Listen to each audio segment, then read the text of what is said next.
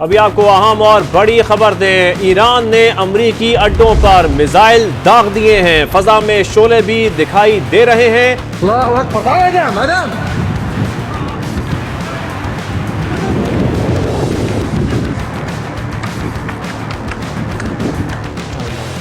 Breaking news coming in from Qatar this time. Explosions have reportedly been heard over Doha. Reports coming in citing Israeli officials say that Israel ने कर दिया खुला ऐलान, अब Iran की हुकूमत को गिराना ही है मकसद। ईरान का मिसाइल हमला, नेजेब में धमाके, नेवेतिम एयरबेस पर भी हुई strike.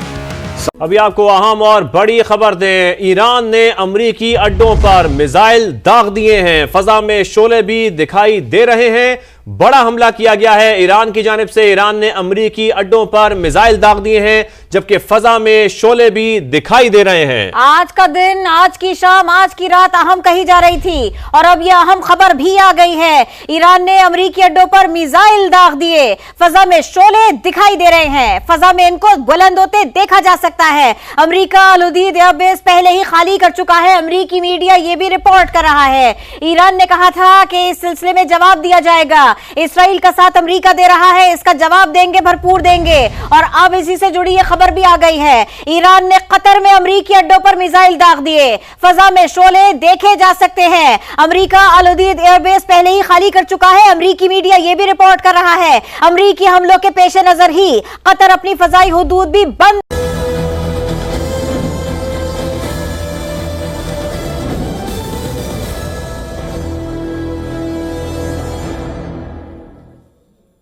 Time now for big breaking news coming in from Qatar this time. Explosions have reportedly been heard over Doha.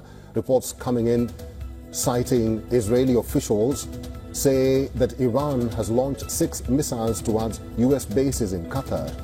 As we speak, more reports are coming in of explosions being heard in Doha.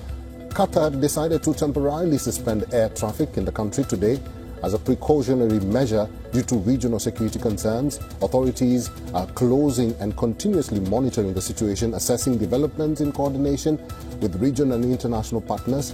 Qatar's airspace shutdown coincides with Iran's threats to retaliate against the United States following US strikes on its nuclear facilities over the weekend. Earlier, the US embassy in Qatar issued a warning to Americans in the Gulf country to take shelter in place until further notice as tensions in the region escalated. The British government followed the US in advising its citizens to shelter in place in Qatar. Allahu Akbar.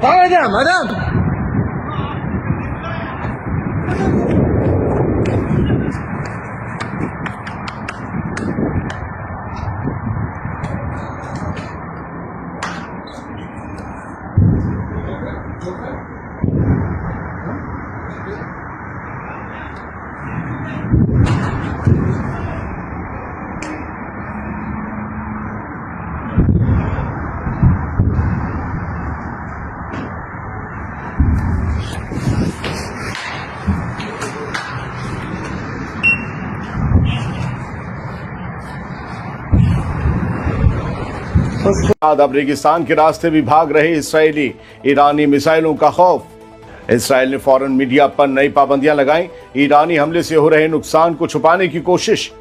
Tehran में एक और ईरानी nuclear scientist की मौत का दावा। Hezbollah का आया बयान, कहा खामनेई के खिलाफ कत्ल की कोशिश भी पूरे रीजन को हिला देगी। और फ्रेंच प्रेसिडेंट मैक्रोन ने उल्टे ईरान को दी नसीहत, प्रॉक्सी फंडिंग पर दिया ज्ञान, मगर इसराइली हमले पर नहीं खुली जुबान। तो ये थी कुछ हेडलाइंस और अब शुरुआत करते हैं खबरों की। उससे ज़्यादा होंगी खबरें। इसराइल और ईरान के दरमियान मिसाइल हमलों का सिलसिला आज 8वें दिन भी जारी रहा। जुमे को दोनों तरफ से रॉकेट अटैक्स ने न सिर्फ फौजियों को बल्कि सिविलियंस को भी निशाना बनाया। दोनों तरफ के लोग निशाना बने और तनाव के माहौल में पहली खबर जो मैं आपको देने जा रहा हूँ वो बेहद अहम है।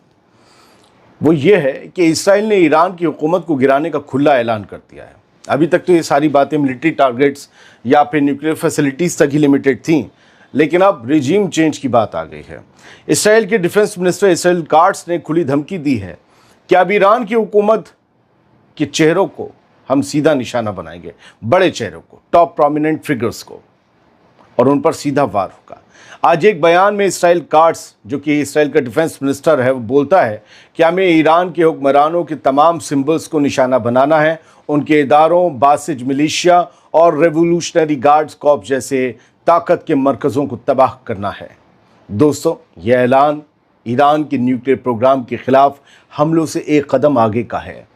अब मकसद है हुकूमत को ही हिला देना, उखाड़ कर फेंक देना। कल इसी